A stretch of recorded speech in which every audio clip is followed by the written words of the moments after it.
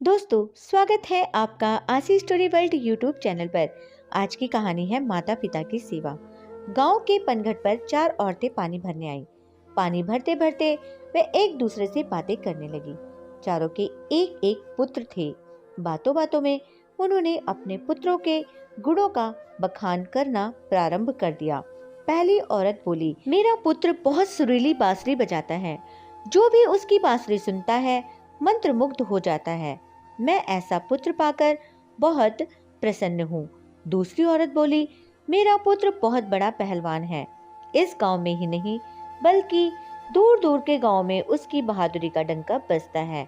ऐसा गुणवान पुत्र भगवान सबको दे। तीसरी औरत कहाँ पीछे रहती। वह बोली, मेरा पुत्र कुशाग्र बुद्धि है। उससे अधिक बुद्धिमान इस पूरे गांव में नहीं। लोग अपनी समस्याएं लेकर उसके पास आते हैं। मैं ऐसा पुत्र पाकर धन्य हो गई।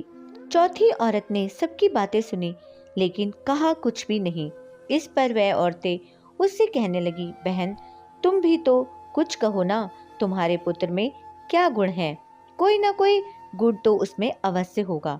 वह औरत बोली, क्या कहूँ बहनों, मेरे पुत्र में तुम्हारे पुत्रों की तरह कोई गुण नहीं है। उसकी बात सुनकर तीनों औरतों ने गर्व से अपना सिर उठा लिया। कुछ देर में सबने पानी भर लिया और वापस जाने के लिए अपना अपना घड़ा उठाने लगी। उसी समय पहली औरत का पुत्र हाथ में बांसुरी लिए वहां से गुजरा। उसने देखा कि उसकी माँ पानी से भरा घड़ा नहीं उठा पा रही है, किंतु वह यह अनदेखा कर बांसुरी बजाते हुए वहां से चला गया। दूसरी औरत का पहलवान पुत्र कुछ ही दूरी पर मुदुर घुमा रहा था। उसकी माँ कुएं से घड़ा उठाकर जैसे ही उतरी, उसका पैर फिसल गया। किसी प्रकार वह संभल गई, किंतु पहलवान पुत्र अपनी माँ को नजर उठाकर देखने के बाद भी उसके पास नहीं आया और अपनी कसरत में लगा रहा।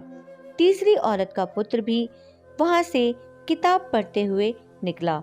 उसकी माँ ने उससे कहा, पुत्र मैं दोनों हाथों से घड़ा पकड़े हुए हूँ, ये रस्सी जरा मेरे कंधे पर डाल दे। लेकिन वह अपनी माँ की बात अनसुनी कर वहां से चला गया। तभी चौथी औरत का पुत्र वहां आया।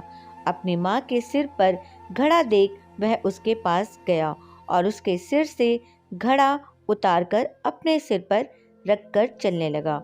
कुएं के पास बैठी एक बुढ़िया यह सब देख सुन रही थी। वह बोल पड़ी, मुझे तो यहाँ बस एक ही गुणवान पुत्र नजर आ रहा है, वही जो अपने सिर पर घड़ा लिए जा रहा है। माता पिता की सेवा करने वाले पुत्र से गुणवान पुत्र भला कौन हो सकता है? गुणवान वही है जो अपने माता पिता की सेवा करे और साथ ही सबकी सहायता के लिए तत्पर रहे। दोस्तों, यह थी हमारी आज की कहानी। उम्मीद करती हूँ आपको पसंद आई होगी। आपका क्या कहना है इस कहानी के बारे में?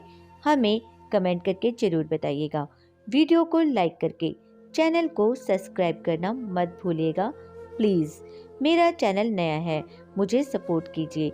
आपका कीमती समय देने के लिए दिल से शुक्रिया।